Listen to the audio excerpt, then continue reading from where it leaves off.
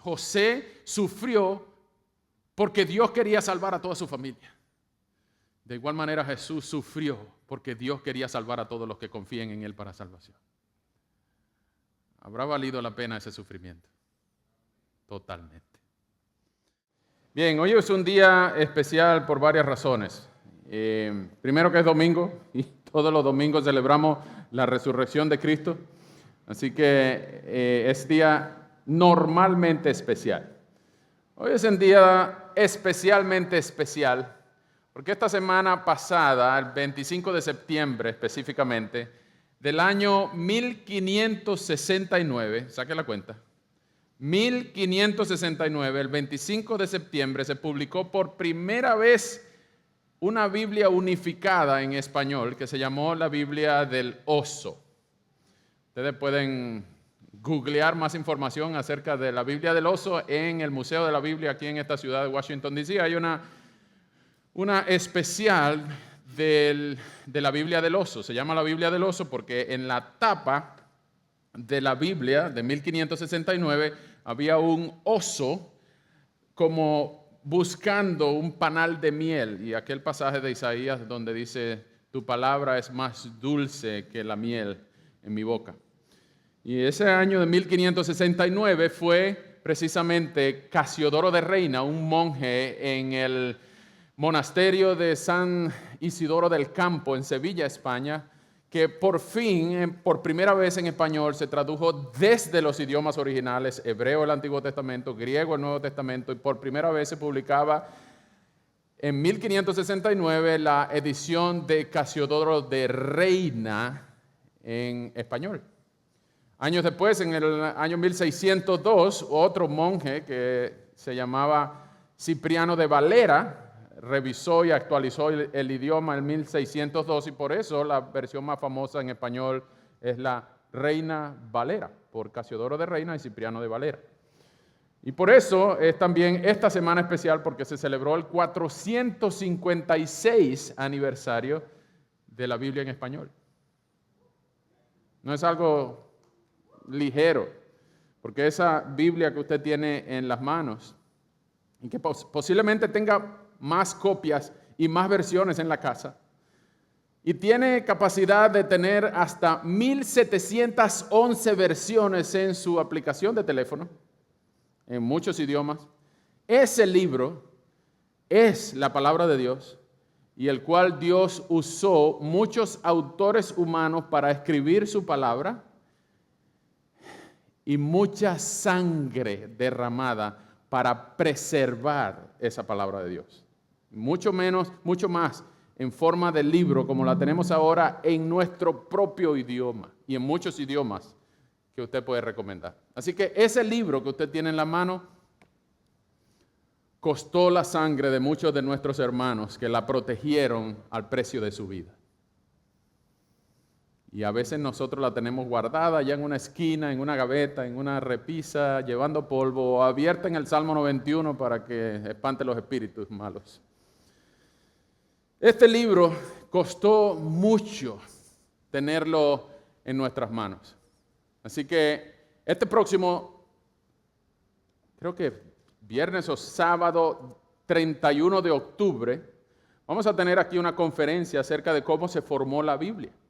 Con el doctor César Vidal vamos a estar todos aprendiendo de cómo se formó la Biblia, cómo se formó el canon, cuáles fueron los libros que quedaron por fuera y muchas preguntas. Usted puede invitar a todos sus amigos que tienen dudas acerca de la veracidad y de la confianza de la Biblia, pero también vengan todos ustedes, aprovechen que es gratis y pueden invitar a creyentes, no creyentes, de todas las denominaciones, todo el que quiera hacer una pregunta respetuosa acerca de la Biblia, pues vamos a estar aquí ese día 31 de octubre. En vez de estar celebrando Halloween, vamos a celebrar el día de la Reforma Protestante. Así que venga ese día. ¿Por qué les introduzco con esto este tiempo juntos? Porque este libro, como les dije, costó sangre tenerlo en nuestro idioma. En cualquier idioma, en inglés, en latín, en cualquier idioma, incluso de los idiomas modernos.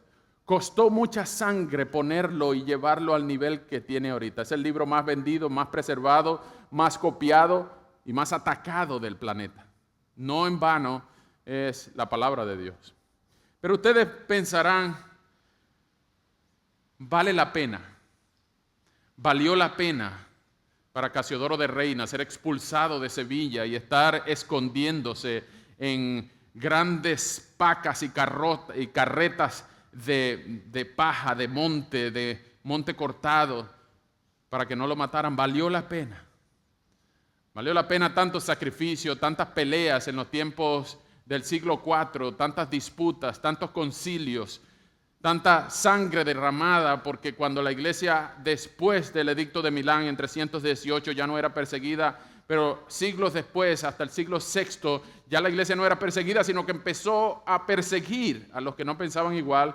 Y luego de la traducción Vulgata Latina, muchos empezaron a pensar que la Biblia solamente debía estar en latín, así que cualquiera que emprendiera el proyecto de traducción de la Biblia, pues enfrentaba la hoguera, tiempos de la Inquisición, tiempos de las cruzadas. Mucha sangre fue derramada para preservar este libro y valdrá la pena. Bueno, hoy vamos a ver la historia de José en Egipto. Y la verdad que no tenemos indicaciones de las emociones de José en la cárcel, pero nadie en la cárcel está saltando de alegría. Y uno puede llegar a preguntarse, ¿cuáles serían las emociones de José en la cárcel? La semana pasada dejamos a José en la cárcel, porque vimos en el capítulo 39 cómo José fue comprado por Potifar y la esposa de Potifar se lo quería desayunar y José se negó a esa inmoralidad sexual diciendo, yo no quiero ofender a mi señor Potifar y a mi Dios. ¿Cómo podré cometer este pecado tan grande? Lo dejamos en la cárcel porque la mujer de Potifar lo denunció injustamente, siendo ella la abusadora, lo acusó de que era él el que estaba intentando violarla. Y ese es el final del capítulo 39, donde vemos que el jefe de la cárcel confió en manos de José a todos los presos que estaban en la cárcel y de todo lo que allí se hacía, él era el responsable. Y el jefe de la cárcel no supervisaba nada que estuviera bajo la responsabilidad de José porque el Señor estaba con él, con José. Y todo lo que emprendía el Señor lo hacía prosperar. Es decir, que el Señor estaba con José en todo lo que hacía. Pero con todo eso estaba en la cárcel. Y son tiempos difíciles cuando él pasó del palacio de Potifar o de la casa de Potifar a la prisión. Hoy vamos a ver de la prisión al palacio. No del palacio a la prisión, sino de la prisión al palacio. Porque él va a otro palacio, un palacio más grande. Ahora es el palacio de Faraón. Y vamos a hablar de los capítulos 40 y 41. 2 capítulos en un solo tiempo. Dos capítulos que forman parte de una sola historia, que se llama la exaltación, la humillación y la exaltación de José. Y eso vamos a ver 3 puntos para los que están tomando notas, de prisión al palacio. El primer punto es de preso a profeta, en el capítulo 40, de preso a profeta, y eso es lo que vamos a leer primero. Luego vamos a orar y vamos a ver el segundo punto, que es de prisionero a príncipe. Segundo, de prisionero a príncipe en el capítulo 41. Y por último, vamos a ver sombras y sustancias. Sombras y sustancias. Yo le explico en su momento. Permítame leer el capítulo 40 del Génesis. Voy a leerlo un poco rápido en la versión Nueva Biblia de las Américas. Usted me sigue con sus ojos. Si tiene otra versión, por favor, sígame la lectura. Después de estas cosas, sucedió que el copero y el panadero del rey de Egipto obedecieron a su señor, el rey de Egipto. Ofendieron, a su señor, el rey de Egipto. Y Faraón se enojó contra sus 2 oficiales, contra el jefe de los coperos y contra el jefe de los panaderos. Y los puso bajo la custodia en la casa del capitán de la guardia, en la cárcel, en el mismo lugar donde José estaba preso. Y el capitán de la guardia se los asignó a José y él les servía. Y allí estuvieron bajo custodia por algún tiempo. Entonces el copero y el panadero del rey de Egipto, que estaban encerrados en la cárcel, tuvieron ambos un sueño en una misma noche, cada uno su propio sueño y cada sueño con su propia interpretación. Y cuando José vino a ellos por la mañana y los observó, vio que estaban decaídos y preguntó a los oficiales de Faraón que estaban con él bajo custodia en casa de su señor, ¿por qué están sus rostros tan tristes hoy? Y ellos le respondieron, hemos tenido un sueño y no hay nadie que lo interprete. Entonces les dijo José, ¿no pertenecen a Dios las interpretaciones? Les ruego que me lo cuenten. Contó pues el jefe de los coperos su sueño a José y le dijo, en mi sueño vi que había una vid delante de mí y en la vid había 3 ramas y al echar 3 brotes aparecieron las flores y sus racimos produjeron uvas maduras. Y la copa del faraón estaba en mi mano, así que tomé las uvas, las exprimí en la copa del faraón y puse la copa en la mano del faraón. Y entonces José le dijo, esta es su interpretación. Los 3 sarmientos son 3 días. Dentro de 3 días, Faraón levantará su cabeza y le restaurará a su puesto y a usted le pondrá la copa de Faraón en su mano como acostumbraba antes que era su copero. Solo le pido que se acuerde de mí cuando le vaya bien y le ruego que me haga el favor de hacer mención de mí a Faraón y me saque de esta casa. Porque la verdad es que yo fui secuestrado de la tierra de los hebreos y aún aquí no he hecho nada para que me pusieran en el calabozo. Y cuando el jefe de los panaderos que había interpretado favorablemente dijo a José, yo también vi en mi sueño que había 3 cestas de pan blanco sobre mi cabeza y sobre la cesta de encima había toda clase de manjares hechos por un panadero para Faraón y las aves los comían de la cesta sobre mi cabeza. Y entonces José respondió, esta es su interpretación. Las 3 cestas son 3 días. Dentro de 3 días Faraón le quitará la cabeza de sobre usted, le colgará en un árbol y las aves comerán la carne de su cuerpo. Y sucedió que al 3er día, que era el día del cumpleaños de Faraón, este hizo un banquete para todos sus siervos y levantó la cabeza del jefe de los coperos y la cabeza del jefe de los panaderos en medio de sus siervos y restauró al jefe de los coperos a su cargo de copero y este puso la copa en las manos de Faraón, pero ahorcó al jefe de los panaderos tal como lo había interpretado José. Pero el jefe de los coperos no se acordó de José, sino que se olvidó de él. Vamos a orar. Señor, gracias por este tiempo juntos. Te rogamos, por favor, que nos enseñes. Esta palabra tuya leída hoy ha sido muy conocida desde que éramos pequeños. Es una historia famosa, es una historia muy conocida por muchos. Pero ayúdanos a ver a Cristo exaltado en estos 2 capítulos. Y te rogamos, Señor, que nos permitas conocerte, amarte, servirte, buscarte un poquito más al salir hoy de aquí. Y si hay alguien que aún no te conoce de manera personal, pueda ver en este texto la providencia tuya al hacer pasar a tus siervos por dificultades, aunque nos preguntemos si vale la pena. Ayúdanos a entender tus propósitos. Y aunque no lo entendamos, Señor, permítenos conocer tu providencia.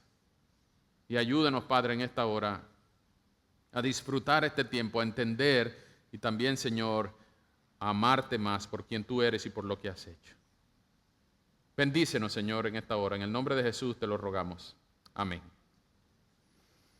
Bien, vimos los sueños del copero y el panadero. Esta es una historia bien conocida.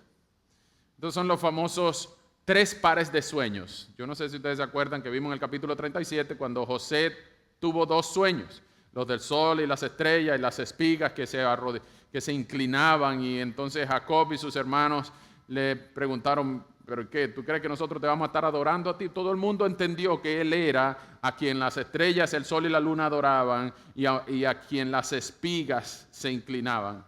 Todo el mundo entendía ese primer par de sueños. Estos 2 pares de sueños que vamos a ver aquí, el sueño del copero y el panadero y los 2 sueños del faraón, siempre vienen en pares. Pareciera que el primer sueño confirma el segundo sueño, y es una estrategia de Moisés para hacer ver que no es casualidad un sueño que uno soñó o que se comió unos chicharrones a medianoche y entonces soñó feo. Los 2 pares de sueños son precisamente para confirmar el primero. Aquí vemos algo bien extraño, bien extraño. Ustedes primero ven que José es inocente, la mujer de Potifar lo acusó de querer violarla y ahora José está en la cárcel siendo totalmente inocente. Él no hizo nada, pero como era hebreo y se metió con la segunda dama del país, entonces él terminó preso injustamente. Pero aún en la cárcel Dios estaba con él, y el capitán de la guardia, algunos piensan que ese es el mismo Potifar, que no le creyó el cuento a su mujercita. Algunos dicen que no, es una persona diferente, pero lo cierto es que el capitán de la guardia le daba preferencia a José porque era un muchacho recto, era un muchacho honesto. Han pasado 13 años desde que José fue vendido, y es en medio de esos 13 años, no sabemos cuántos años pasó José en la cárcel, pero son 13 años desde que lo vendieron hasta que llegó al palacio del rey. Ya van a ver la cuenta. Lo cierto es que estos dos hombres no se nos dice qué fue lo que hicieron contra el faraón, pero lo cierto es que el versículo 2 dice que ofendieron al faraón. Los dos al mismo tiempo ofendieron al faraón. El copero es el que prueba el vino antes de dárselo al faraón, no vaya a ser que lo traten de envenenar. Igual el panadero es el que prepara el pan y está pendiente de que no envenenen al faraón.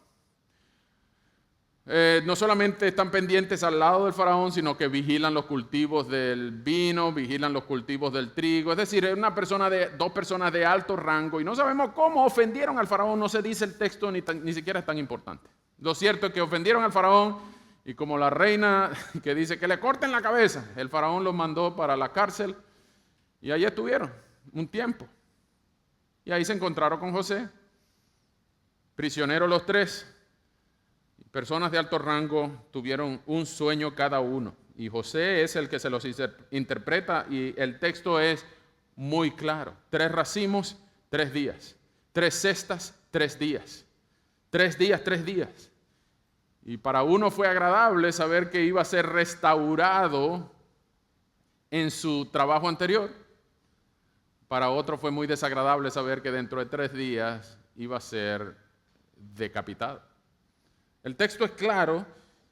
Quizá en esta versión de las Américas no es tan clara la ironía del texto, porque lo que el texto original quiere decir, el vocablo en el verbo nasah, es que el faraón iba a levantar la cabeza de los dos. A uno iba a levantar la cabeza para restaurarlo en su puesto, al otro le iba a levantar la cabeza para ahorcarlo. A los dos le iban a levantar la cabeza. Y esta comparación de levantar la cabeza, uno para gloria, el otro para deshonra, es lo que el texto quiere dar a entender, que José es capaz de interpretar los sueños. Pero dense cuenta que él no se jacta de eso. Yo no sé si ustedes vieron la peliculita creo que es de Disney, que se llamaba El Príncipe de Egipto. El Príncipe de Egipto en aquel momento era Moisés. Pero aquí vemos en Egipto que está pasando algo con un soñador que interpreta sueños. Y ese va a llegar a ser el verdadero príncipe de Egipto, porque él va a ser exaltado en el próximo capítulo. Pero ¿cuál es el instrumento que usa Moisés para conectar la humillación con la exaltación de José? Es la capacidad que tenía José de interpretar sueños. Porque cuando José interpreta el sueño del copero y el panadero, él no asume su gloria para sí mismo. Dense cuenta, por favor, vengan conmigo al 48, cuando el copero y el panadero están tristes, y José, me imagino, le había llevado comida por meses, y José los conoce ahora y dice: ¿por qué están tristes? Como que si alguien hubiera estado muy contento en la cárcel los meses anteriores. Pero José los vio tristes y les pregunta: ¿por qué están tristes? Bueno, porque tuvimos un sueño cada uno. Yo se lo conté al copero y el copero me lo contó a mí. Pero no entendemos qué significa esto. No hay nadie que nos lo interprete. Dense cuenta en el versículo 8 que José pudo haber dicho: cuénteme lo que yo soy aquí el experto en sueñología, en que interpreta los sueños infaliblemente. Yo soy aquí el experto en interpretar sueños. No, él no dijo eso. Él dijo: no pertenecen a Dios las interpretaciones. Dios es el que da las interpretaciones de los sueños. Mucha gente se mata la cabeza pensando, tuvo un sueño a medianoche. Es más, hay gente, ustedes no conocen gente que repite sueños. Tiene una semana soñando con un chivo rosado que caminaba en medio de la carretera y le pasaba por medio de los carros. ¿Qué quiere decir eso? Hay gente que tiene una pesadilla y se despierta y se vuelve a dormir y continúa el sueño. ¿Ustedes no conocen gente así? Y uno se mata la cabeza pensando, ¿qué quiere decir esto? Y hay alguna persona que dice, eso quiere decir que tú vas a agarrar plata. O eso quiere decir que tienes que jugar la lotería. Mira, el chivo es el 93, juégatelo. ¿No conocen gente así? Bueno, lo cierto es que en aquellos tiempos Dios hablaba a través de sueños, a creyentes de su pueblo y a incrédulos paganos por igual, porque aún no había sido escrita la palabra de Dios. Hoy en día, los sueños son la cosa más engañosa por la que podemos guiar nuestra vida. Es la arena más movediza por la cual podemos animarnos o desanimarnos.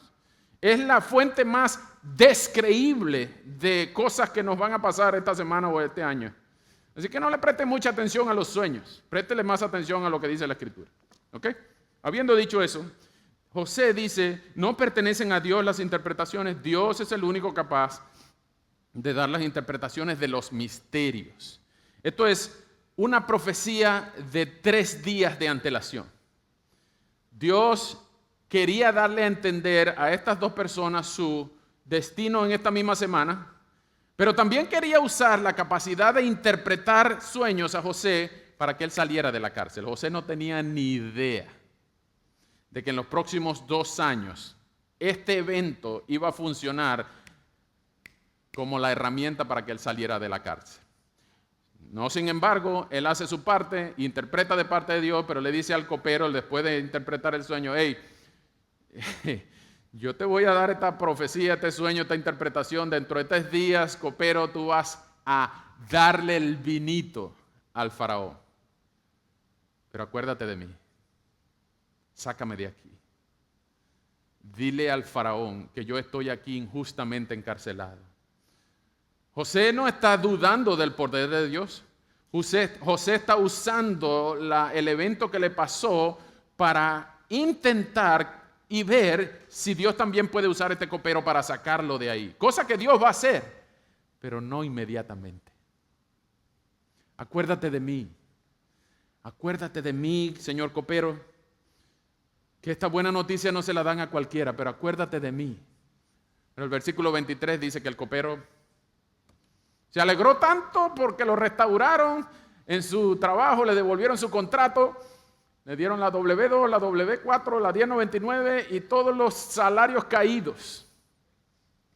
Y se alegró tanto que se olvidó del pobre José todavía metido allá en la cárcel. Ese es el capítulo 40. Dios usó al copero y al panadero y le puso sueños en sus cabezas de noche para profetizarle lo que le iba a pasar dentro de 3 días, pero para que dentro de 2 años José saliera de la cárcel por la instrumentación de la capacidad de poder interpretar sueños. Vamos a leer el 41 para completar la historia, ¿está bien? Voy a leer el 41 completo para que vean. Ya vimos cómo el preso se convirtió en profeta, de preso a profeta en el capítulo 40. Ahora vamos a ver cómo el prisionero se convierte en príncipe en el capítulo 41. Vengan conmigo. Aconteció que después de 2 años, ay Señor, 2 años después, Faraón tuvo un sueño. Soñó que estaba de pie junto al Nilo y de pronto del Nilo salieron 7 vacas de hermoso aspecto y gordas y pacían en un carrizal. Entonces otras 7 vacas de mal aspecto y flacas subieron del Nilo detrás de ellas y se pararon junto a las otras vacas a la orilla del Nilo. Y las vacas de mal aspecto y flacas devoraron las 7 vacas de hermoso aspecto y gordas. Y entonces Faraón se despertó. Se quedó dormido y soñó por segunda vez y vio que 7 espigas llenas y buenas crecían en una sola caña, y que 7 espigas menudas y quemadas por el viento del este brotaron después de aquellas. Y las espigas menudas devoraron a las 7 espigas gruesas y llenas. Y entonces el faraón se despertó y resultó que era un sueño.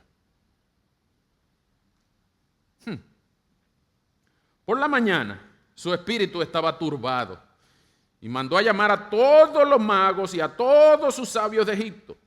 Y Faraón les contó sus sueños, pero no hubo quien se lo pudiera interpretar a Faraón.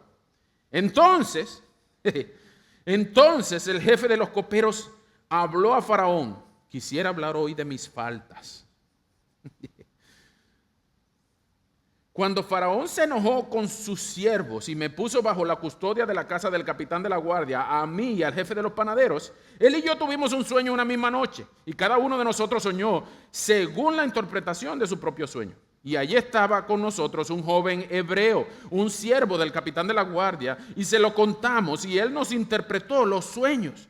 Y a cada uno interpretó su sueño, tal como nos lo había interpretado, así sucedió. A mí me restableció Faraón en mi puesto, pero al otro lo ahorcó. Entonces Faraón mandó a llamar a José y lo sacaron a prisa del calabozo. Después de afeitarse y cambiarse sus vestidos, vino a Faraón, y Faraón dijo a José: he tenido un sueño y no hay quien lo interprete, pero he oído decir de ti que oyes un sueño y lo puedes interpretar. No está en mí, respondió José a Faraón. Dios dará a Faraón una respuesta favorable.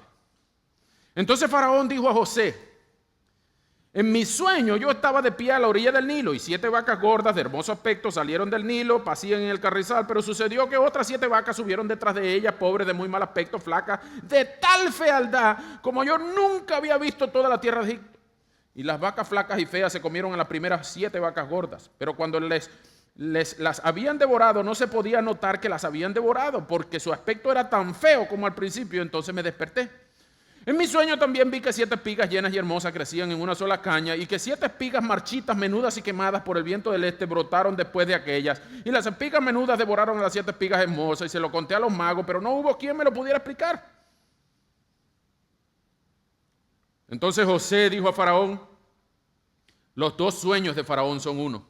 Dios ha anunciado a Faraón lo que él va a hacer. Y las 7 vacas hermosas son 7 años, y las 7 espigas hermosas son 7 años. Los 2 sueños son uno. Y las 7 vacas flacas y feas subieron detrás de aquellas, son 7 años, y las 7 espigas quemadas por el viento del este serán 7 años de hambre. Esto es lo que he dicho a Faraón. Dios ha mostrado a Faraón lo que va a hacer. Van a venir 7 años de gran abundancia en toda la tierra de Egipto, y después de ellos vendrán 7 años de hambre. Será olvidada toda la abundancia en toda la tierra de Egipto, y el hambre asolará la tierra. Y no se conocerá la abundancia de la tierra a causa del hambre que vendrá, que será muy severa. Y en cuanto a la repetición del sueño, a que Faraón 2 veces, quiere decir que el asunto está ya determinado por Dios y que Dios lo hará pronto. Ahora pues, busque Faraón un hombre prudente y sabio, y póngalo sobre la tierra de Egipto, y decida Faraón nombrar inspectores sobre el país, y exija 1/5 de la producción de la tierra de Egipto en los 7 años de abundancia, que los inspectores recojan todos los víveres de esos años buenos que vienen y almacenen en las ciudades el grano para alimento bajo la autoridad de Faraón, y que lo protejan, y que los víveres sean una reserva para el país durante los 7 años de hambre que ocurrirán en la tierra de Egipto, a fin de que la gente del país no perezca por el hambre. Vamos a detener la lectura un poco ahí. Más o menos ya está viendo lo que pasó. Faraón tiene 2 pesadillas. Unas vacas gordas. Ustedes han oído esa frase del tiempo de las vacas gordas, el tiempo de las vacas flacas. Muy famoso eso, para decir, cuando hay abundancia son el tiempo de las vacas gordas, y cuando hay escasez el tiempo de las vacas flacas. Es precisamente por estas pesadillas de Faraón. Imagínense, un sueño repetido inquieta el alma, pero cuando es el rey el que se inquieta, eso es significativo. Dios lo que está diciendo, le está hablándole Dios a un pagano. Dios le está hablando a un hombre que no es cristiano, no forma parte del pueblo del pacto, no forma parte del pueblo de Dios. Dios le está hablando al rey de Egipto. Y esto es precisamente la herramienta con la que Dios saca a José de la cárcel. Por interpretar los sueños del copero y el panadero, ahora el copero por fin se acordó de José 2 años después. Y ustedes pueden imaginarse a José después de los 3 días cuando se enteró y vio en el periódico que salieron: devuelto a su trabajo el copero del rey, ¡tun, tun, tun! Ahorcado el panadero del rey por corrupto. Y José dijo: wow, gloria a Dios, el Señor habló. Ya mañana me deben venir a buscar porque el copero se debe acordar de mí. Eso fue el miércoles, el jueves, el viernes, una semana, nada. 2 semanas y nada. Un semestre y nada. Yo me imagino que ya José debió haberse decepcionado de haberle dicho: acuérdate de mí al copero. Pero con todo eso conservaría la esperanza de que algún día él se debe acordar de mí. Pasa 1 año y se cumple el aniversario y sale en el periódico: aniversario de la restitución del copero. Y nada, mano. Y José pasando más trabajo que una gata ladrona ahí en la cárcel. José pudo haberse desesperado y blasfemado contra Dios diciendo: pero ¿por qué me pones en este paquete si no vas a cumplir tus promesas, si no me vas a proteger? ¿Por qué me tratas así? ¿Qué he hecho yo para merecer esto? 365 días y nada. 500 días y nada. 600 días, nada. Hasta que llegamos a los 730 días y por fin oye el timbre de la cárcel. José, te llama el faraón. 730 devocionales después. Yo no sé usted, hermano, pero yo me hubiera desesperado. Yo hubiera perdido toda esperanza de que ese copero se iba a acordar de mí alguna vez. Pero por la providencia de Dios, ese copero se acordó a los 2 años. El texto es claro. Donde dice 2 años después, el 41:1, dice 2 años después se acordó el copero. Y se acordó de una manera muy peculiar. Ustedes ven el versículo 9, en el 41:9, cuando nadie podía interpretar los sueños del faraón, los magos y todos los sátrapas y toda la gente de Egipto, todos los encantadores de serpientes, toda la gente que podía interpretar algo, por lo menos caer al faraón a mentira. Ahora el copero está más delicado que nunca. El copero está más... Pero miren cómo se aproxima al faraón. El versículo 9. Quisiera hablar hoy de mis faltas. Como diciendo: perdone usted si yo oso entrar en su presencia con semejante impertinencia. Oye, ahora está más precavido que nunca. Es decir, ahí fue que se acordó diciendo: mira, yo conozco un muchacho que nos interpretó los sueños y justamente así pasó. Y yo no le había dicho a usted, señor faraón. Usted sabe, para no abusar de su confianza. Y este copero por fin se acuerda. No se nos dice el nombre del copero del rey. Es un instrumento que Dios usa.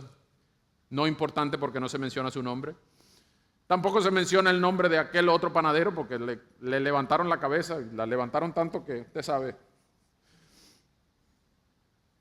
Pero lo cierto es que la capacidad de interpretar los sueños ahora cobra niveles reales. Y ahora va de la cárcel, de la prisión al palacio. No del palacio a la prisión como la semana pasada, sino de la prisión al palacio. Ahora lo citan. No sin antes, un detalle muy importante, en el versículo 14, lo llamaron, lo sacaron a prisa, lo afeitaron, le cambiaron los vestidos. Imagínense cómo estaba. Y este muchacho que entró a Egipto de 17 años, y vemos que en este preciso episodio tenía 30 años. ¿Cómo sabemos? Bueno, fije sus ojos en el principio del versículo 46. Si llegó a Egipto con 17 años y en el versículo 46, 41, 46 dice que José tenía 30 años cuando se presentó ante Faraón, entonces habían pasado 13 años. No sabemos cuántos de esos fueron en la cárcel, pero al menos 2 años, 730 días fueron de angustia en la cárcel. Y ahí es que otra vez José le piden interpretar un sueño y él tampoco se jacta diciendo yo soy el mejor interpretador de sueños. ¿Quién sabe cuántos sueños, cuántos presos había interpretado? Pero lo cierto es que este ahora es un interpretador de sueños real. Real porque habla con la realeza y real porque los sueños se hacen realidad. El mismo copero se acordó, mira, todo lo que nos profetizó José se cumplió al pie de la letra. Todos los sueños que Dios nos mandó y José nos interpretó se cumplieron. Yo estoy aquí restaurado, el copero, porque José me lo profetizó, pero también el panadero no está porque José le profetizó que le iban a levantar la cabeza. Y ahora es el faraón con estos dos sueños que en verdad son uno, las 7 vacas gordas y las 7 vacas flacas, 7 vacas gordas y hermosas, 7 vacas flacas y horrorosas. Recuerdo que una vez Benjamín le mandaron una tarea en la escuela y me dijo, papi, necesito pintar una vaca, hacer un dibujo de una vaca. Y yo creo que tenía como unos 30 años en ese momento. Benjamín estaba chiquito y yo le pinté la vaca y Benjamín se moría de la risa y dice, papá, esta es la vaca más fea que yo he visto en mi vida. Esta es la vaca, esto no parece una vaca, esto parece un perro. Bueno, la vaca que yo pinté era bonita comparada con las 7 vacas feas y flacas que se comieron a las 7 vacas gordas y hermosas. Igual las espigas frondosas, vinieron unas espigas quemadas y se la comieron. Imagínense lo enigmático y lo misterioso de ese sueño. ¿Y quién lo soñó? José lo interpreta y ahora José lo que hace es profetizar 7 años de abundancia primero y exíjale el 20% a todos los campesinos, todo el que coseche, un quinto, exíjale impuesto y vamos a hacer unos graneros más grandes, unos silos más grandes, vamos a guardar mucha semilla y vamos a tener en esos 7 años de abundancia tanto como la arena del mar, tanta semilla como la arena del mar. Ya vamos a ver en el capítulo que viene. Pero eso va a servir para cuando vengan los 7 años de las vacas flacas, 7 años de hambre, de escasez. Y haber ahorrado nos va a servir para cuando no haya producción. Imagínense que en nuestros países se administre las finanzas públicas de esa manera. Imagínense que llegue un presidente y ponga a un primer ministro o a un vicepresidente que tenga la capacidad de ver 14 años en adelante y planifiquen el país para ahorrar durante 7 años para tener, para distribuir y mejorar el país cuando no haya producción. No solamente el país, sino salvar la región entera. Porque lo que vamos a ver de los capítulos que vienen es que todas las gentes de los pueblos de alrededor venían a Egipto a comprar. Porque Egipto era el único que tenía guardado en sus graneros, en sus silos. Ahora, pasa algo no común.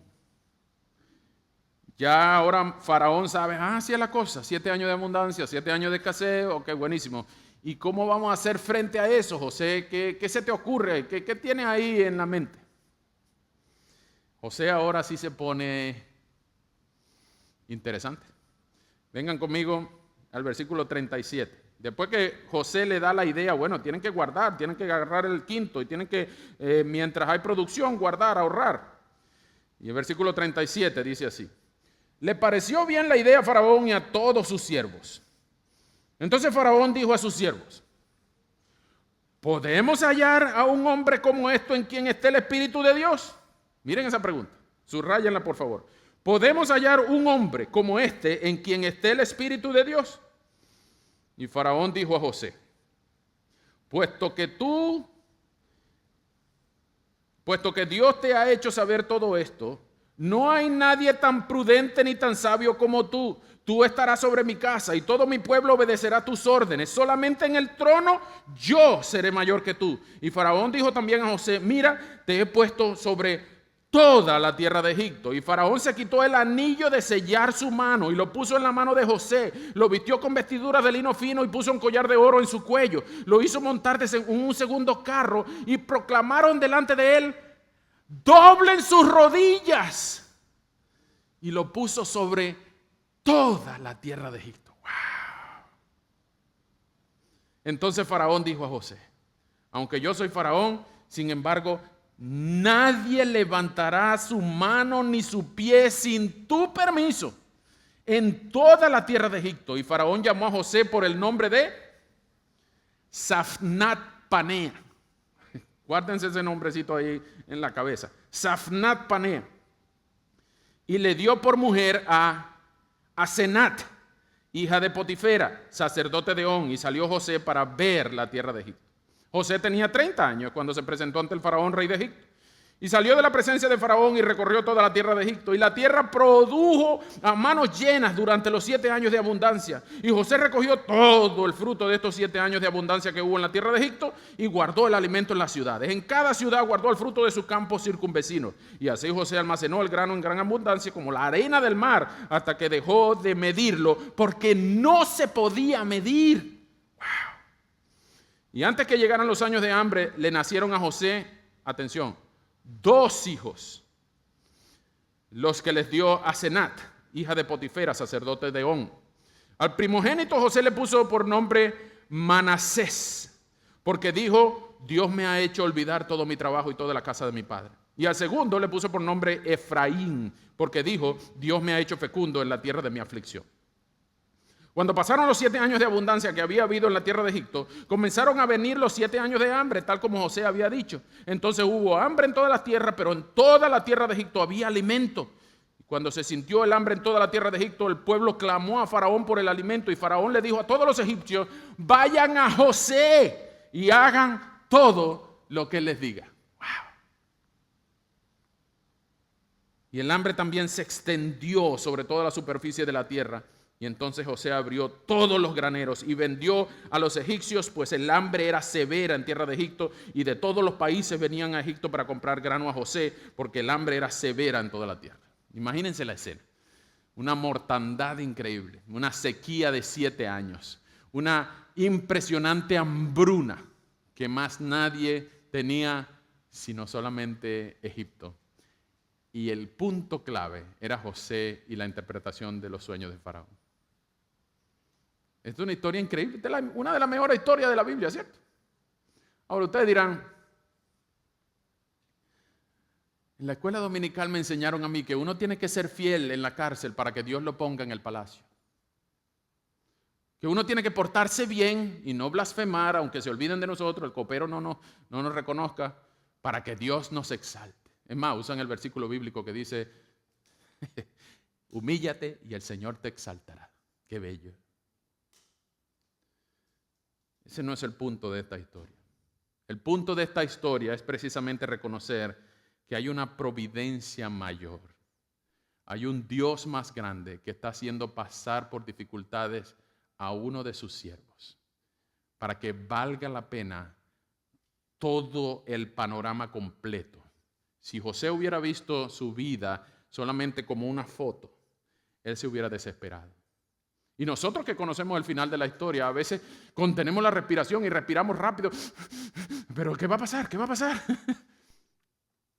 Imagínense a José en la cárcel contando días para que el copero lo llamara.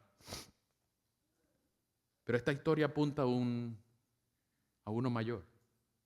Esta es la historia de José, pero en fin, es la última de la fórmula Toledot de Génesis. Estas son las generaciones de Jacob. En el capítulo 35 vemos que es Jacob el personaje principal del resto del libro. José ni siquiera es el que va a disfrutar de la bendición de preservar el linaje mesiánico. José ni siquiera es el que va a dar origen a la descendencia de la cual eventualmente vendrá el rey de reyes. Es Judá. El que vimos en el capítulo 38 que cometió una inmoralidad con su nuera Tamar. El que vimos en los capítulos 36 y 37 que vendió a su hermanito y que por lo menos quiso intentar no matarlo junto con su primogénito hermano mayor Rubén, pero lo vendieron, lo traicionaron, lo tiraron en un pozo. Y este Judá tampoco es que era una joyita. Pero José fue el instrumento que Dios usó para preservar no solamente Egipto, no solamente la región entera en medio de estos 7 años de abundancia para ahorrar para los 7 años de escasez, sino para preservar la familia de Jacob, especialmente a Judá y a Fares, el hijo de la inmoralidad, con Tamar. ¿Para qué? Para que eventualmente naciera el rey David y eventualmente nacieran todos los ascendientes que eventualmente darían a Cristo el origen y la línea mesiánica. Por eso es que esta historia de José no se trata de José. Yo quiero que ustedes presten atención, porque lo voy a leer rápido, a 23 tipologías de cómo José apunta a Cristo en estos dos capítulos 40 y 41. En apenas 2 capítulos vemos 23 similitudes entre Cristo y José. Déjenme ir una por una. Primero, a José se le dio un nuevo nombre en el 41-45. Le dijeron que ahora se iba a llamar, en vez de José, se iba a llamar Safnat Panea. Por favor, no le pongan a sus hijos así. Safnat Panea no es una fácil traducción. Algunos dicen que es el Salvador de Egipto, algunos dicen el revelador de misterios, algunos dicen que es el Salvador, el preservador del hambre. Hay varias combinaciones de Safnat con Panea, pero lo cierto es que el nombre que se le fue dado a José, sin duda, es por ayudar a Faraón a preservar a Egipto y la vida de los egipcios. Es decir, de salvar a Egipto. Igual a Jesús, en Mateo 1:21, el ángel le anuncia a María que dará a luz un hijo y llamará su nombre Jesús porque él salvará a su pueblo de sus pecados. A José también el faraón le dio toda autoridad sobre las 2 tierras de Egipto. En el 41, de los versículos 40 al 44 se dice que Faraón le dio su anillo, le puso vestidos reales y no habría nadie por encima de José salvo el faraón. Es decir, que a José se le fue dada toda autoridad en Egipto. Igual a Jesús, en Mateo 28 se nos dice que Jesús se acercó a los 12 y les habló diciendo: toda potestad me es dada, no solamente en Egipto, sino en el cielo y en la tierra. Tercero, José fue juzgado en medio de 2 delincuentes, tal como Jesús fue juzgado entre 2 ladrones. Fue condenado José siendo inocente, siendo acusado por la mujer de Potifar, igual Jesús ante Pilatos. En Lucas 23 no pronunció palabras, sino que Pilatos: me habéis presentado, dijo, me habéis presentado a este como un hombre que perturba al pueblo, pero habiéndolo interrogado yo delante de vosotros, no he hallado a este hombre delito alguno de aquellos que le acusan. Cuando Faraón también presentó a José, le dijo a todos en el 41:55, id a José y hagan lo que él les diga para poder obtener sustento, pan. Y en Mateo 17:5 y en el 28:18, Dios ordena a todos los hombres que se acerquen y obedezcan a Jesús, quien tiene toda autoridad en el cielo y en toda la tierra. En las bodas de Caná, cuando se acabó el vino, María, la madre de Jesús, le dijo: hagan todo lo que él diga. Jesús mismo en la transfiguración, el Padre, en el Marcos capítulo 5, vemos que el Padre dice: este es mi hijo amado, a él oíd, tal como Faraón dijo de José. Pero también como José, el Faraón le dio una mujer, una esposa, se llamaba Asenat, que era la hija de un sacerdote pagano. Y ustedes dirán: José no se pudo haber rechazado a semejante ofrecimiento de Asenat como esposa. Era una mujer pagana, una mujer imperfecta. Tanto Isaac como Jacob no debieron haberse casado con Cananea. Bueno, Moisés tampoco. Pero años después fue que se estableció la regla del matrimonio o de no mezclarse en matrimonio. Sin embargo, fue Faraón que le dio a Asenat, hija de Potifera, sacerdote de On, a José como esposa. Es decir, una esposa imperfecta. En Efesios 5, 25 al 27 también se les dice a los esposos: maridos, amad a vuestras mujeres, así como Cristo amó a la iglesia y se entregó a sí mismo por ella. ¿Para qué? Para santificarla, habiéndola purificado en el lavamiento del agua por la palabra, a fin de presentársela a sí mismo una iglesia gloriosa, que no tenga mancha ni arruga ni cosa semejante, sino que fuese santa y sin mancha. Es decir, una iglesia que también, una esposa que tiene que ser perfeccionada.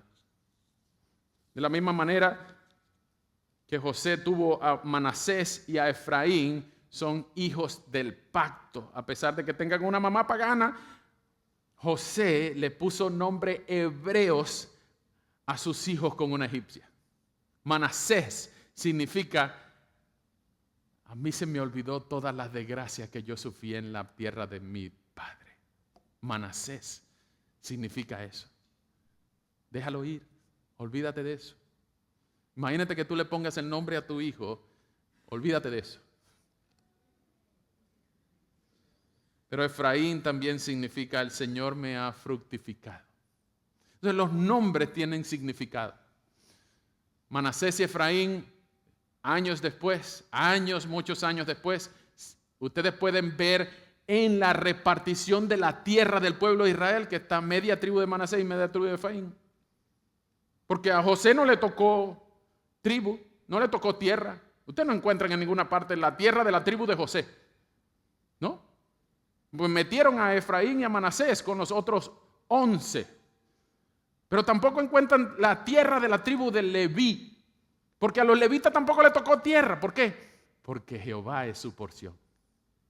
Entonces estos dos muchachitos que acababan de nacer, les tocaron las tierras del pueblo de Israel cuando su papá y a su tío Leví no les tocó tierra. Dos hijos con nombres hebreos.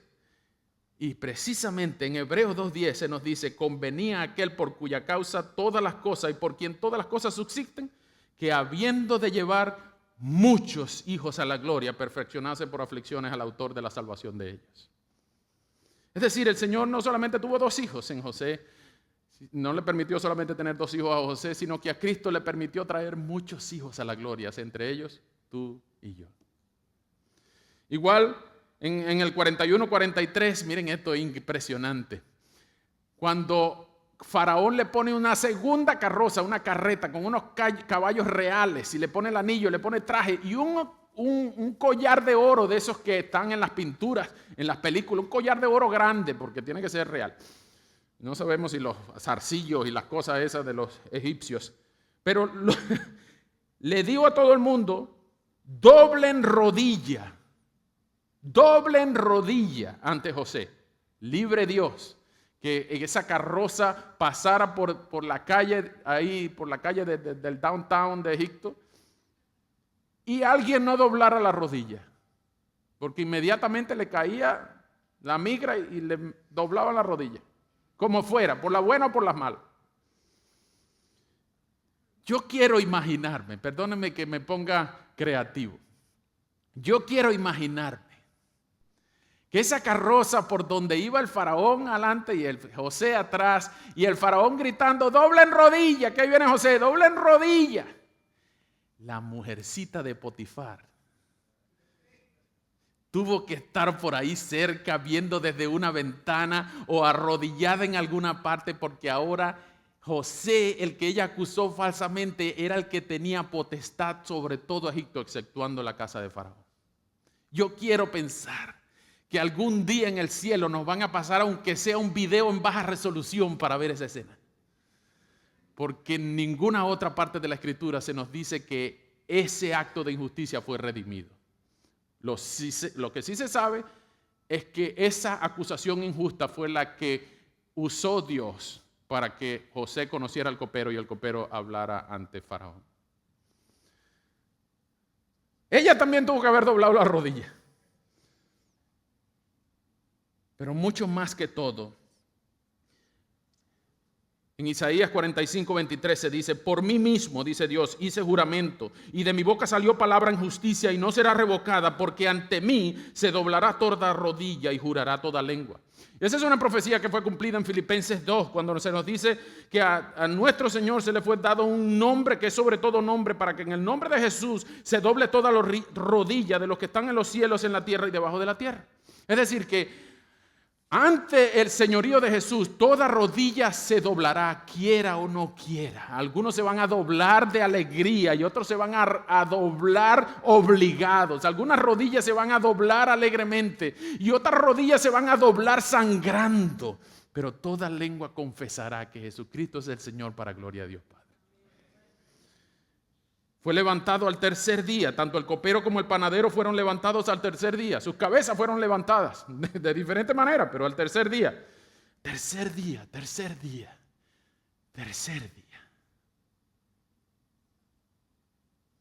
Jesús también fue levantado al tercer día.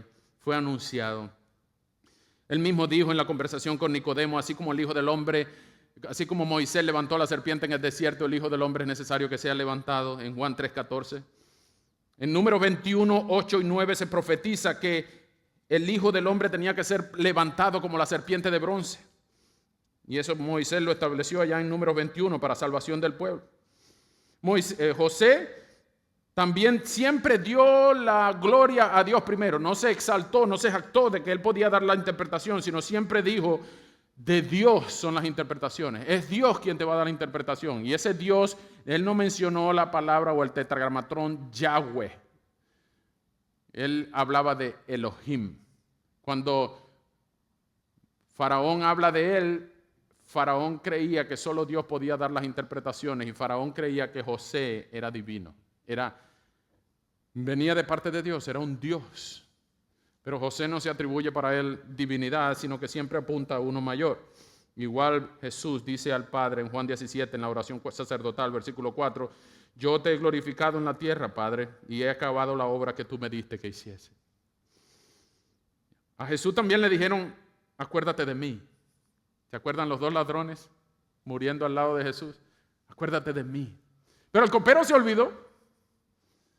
Pero Jesús no se olvidó del ladrón que le dijo, acuérdate de mí cuando estés en tu reino. Y si hay alguien, hermanos, si hay alguien que nosotros podemos estar seguros que está en el cielo hoy, es aquel ladrón que al lado de Jesús le dijo, acuérdate de mí. Fue también enjuiciado por los paganos.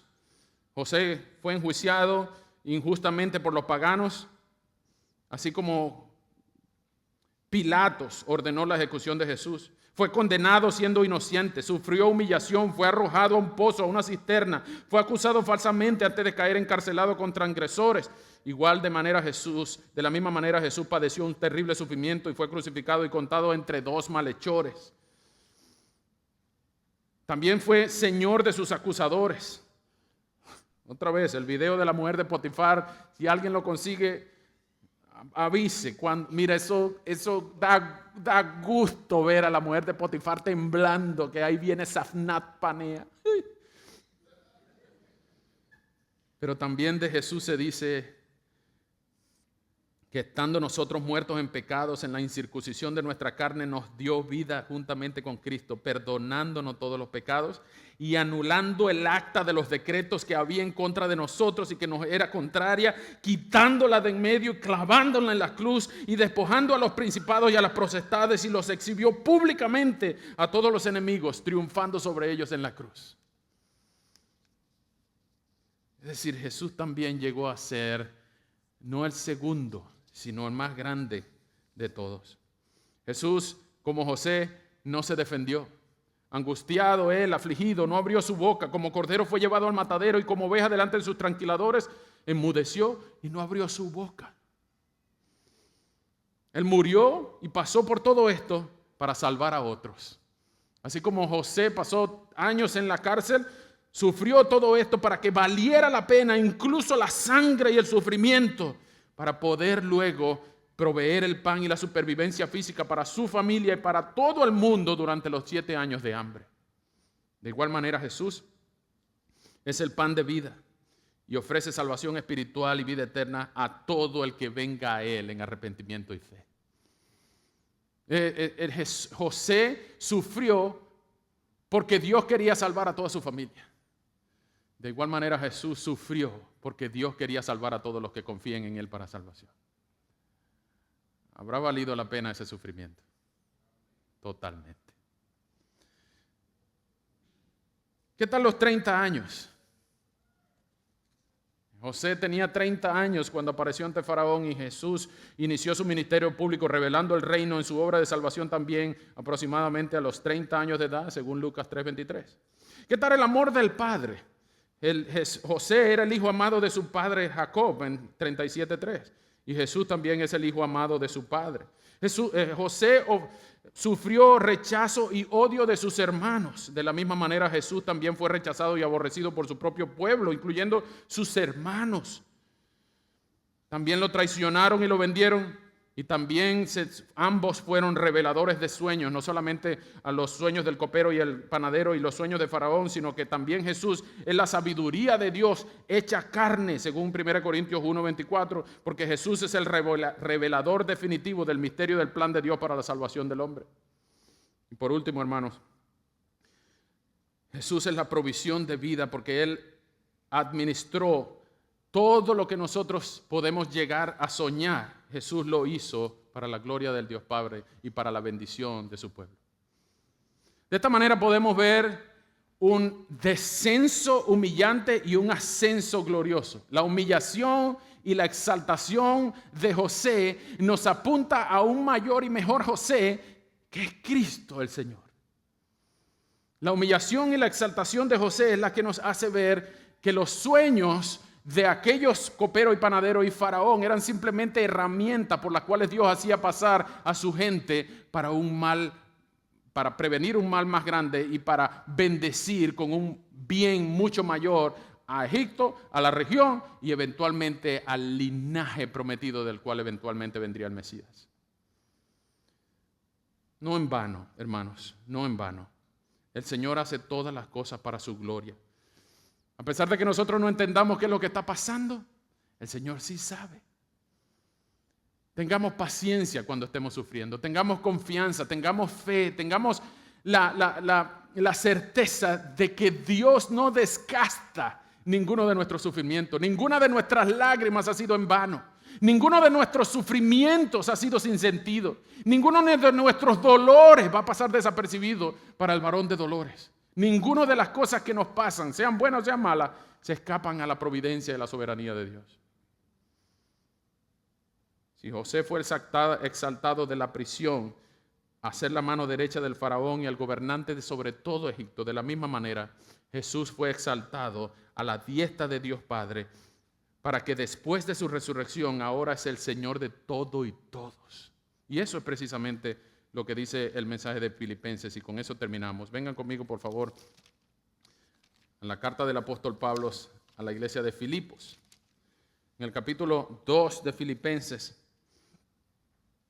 vamos a leer del 5 al 11. Filipenses 2, de 5 al 11, para que vean la similitud de la humillación y la exaltación de José en aquel antitipo, en el cumplimiento de la tipología de José en la vida del mejor y mayor José, que es Cristo el Señor.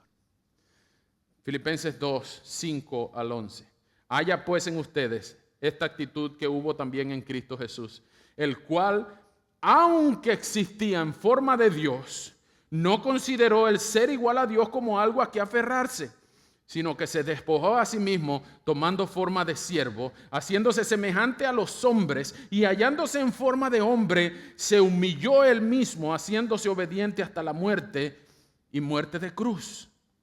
Por lo cual Dios también lo exaltó hasta lo sumo y le confirió el nombre que es sobre todo nombre, para que al nombre de Jesús se doble toda rodilla de los que están en el cielo y en la tierra y debajo de la tierra, y toda lengua confiese que Jesucristo es el Señor, para gloria de Dios Padre. De esa manera vemos como la humillación y la exaltación de José apunta a la humillación y exaltación de Cristo. La historia de José no está allí por casualidad.